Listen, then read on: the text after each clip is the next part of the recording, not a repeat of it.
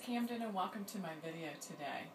Today I want to expose the biggest myths about coincidence, communication, and change. But before I do that, there's something that you need to know. Yesterday I flew into San Francisco from Boulder. We're coming here for Thanksgiving. The flight was great and we arrived and we were waiting for our baggage. The baggage was taking a really long time. And the bags started to come out, and there was a little boy about 4 feet in front of me. He was where the bags were starting to come out from the chute. And I could see that he was reaching over and he was touching the bags, and he had this sort of lariat on. And I'm going to show you, this is my mala, but I want to take it off because I want to just show you. He had this lariat, you know, the type of things that hold like an ID badge or something. And every time he would reach over to touch a bag, this was sort of sweeping where the bags were, and it was going down to where there's a little edge, a rubber part, and then the steel edge of the outside of the baggage cart where the bags come in. And I just kept looking at him, and I kept thinking his mom needs to get him away from that. You know, as a mom, we look at those kind of things. Escalators, elevators, baggage areas. And she was talking to her mother. She was excited to see her, and she wasn't doing anything. And so I kept thinking, do I say something? Do I say something? And I didn't. Well, and it happened so fast. But what happened was this lariat that he had got caught. And it got caught in between that rubber part and the outside wall. And he started moving toward me, and the lariat was strangling him. And so it happened so quickly. Some people were grabbing his arm, and that wasn't working because I saw that he was caught. So I grabbed this lariat and I pulled it. I had to hold on to him because he was being taken down. He was about to be strangled by that lariat. And I grabbed that and I pulled it, and I know it caught his chin, and he was screaming, and his mom was upset. And I pulled it off his neck, and we got him out. And it happened so fast. After that happened, my heart was pounding, and I didn't even see his mom. His mom took him somewhere, and after I calmed down just a little bit, our bags were still coming out. My bag hadn't come out yet, and I looked over, and I went over to his mom, and I said, you know, is he okay?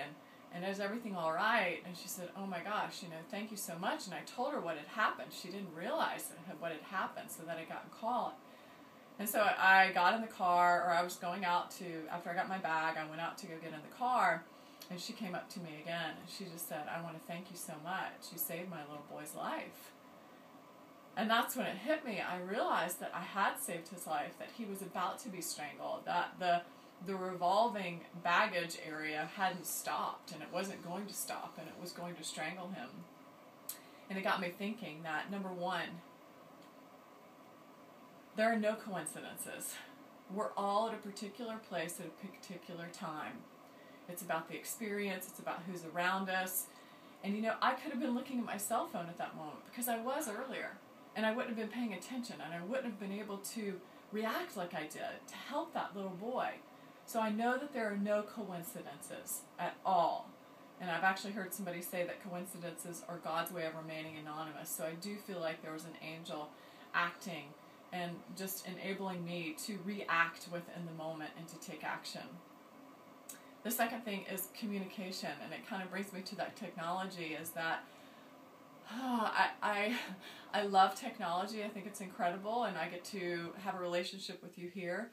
But at the same time, let's decide to have a relationship and speak with people around us. You know, I could have gone and spoken to that woman and said, you know, you might want to watch out for your little boy. And I could have done that with a lot of truth and compassion and just communicated that to her.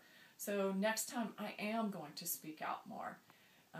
That's something I feel very passionate about. And so that was a huge lesson and experience for me, to be able to communicate when someone needs help.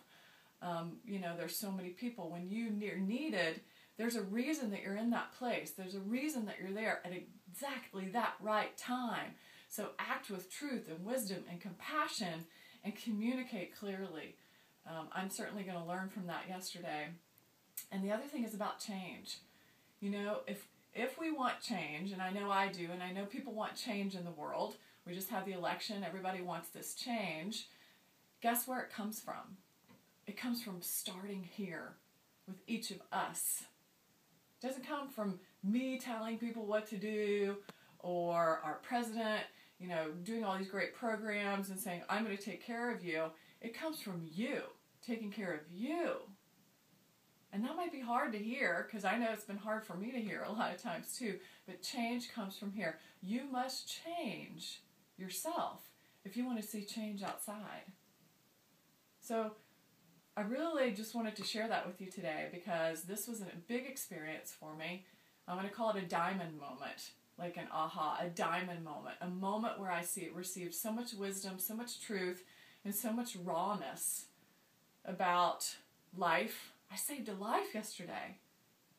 If I would have been looking at my cell phone, my messages, I wouldn't have been there for that little boy. It wasn't a coincidence. I'm going to communicate better. I really want to be there. I want to raise that up many levels so I can be more present and really have an effect on my life and all lives, And then the last thing, change. I know for things to change, I have to change. And for things to get better, I have to get better. And that's how collectively things are going to change in our world. So a diamond moment. Have you ever had a diamond moment? Have you ever saved a life? Have you ever been at the right place at the right time and really affected change? I'd love for you to share with me if you've had any of these experiences. What an incredible start to a Thanksgiving week where I'm just in awe of gratitude. Gratitude for this little boy who was, I guess, almost 3 years old. Probably didn't know what was going on. May not even remember it. But I'm grateful. I'm so grateful for what I've learned. Thank you for watching today. I'll see you again this week as I'm traveling. And I hope you have just a brilliant Thanksgiving. I'm so grateful. I'll see you soon.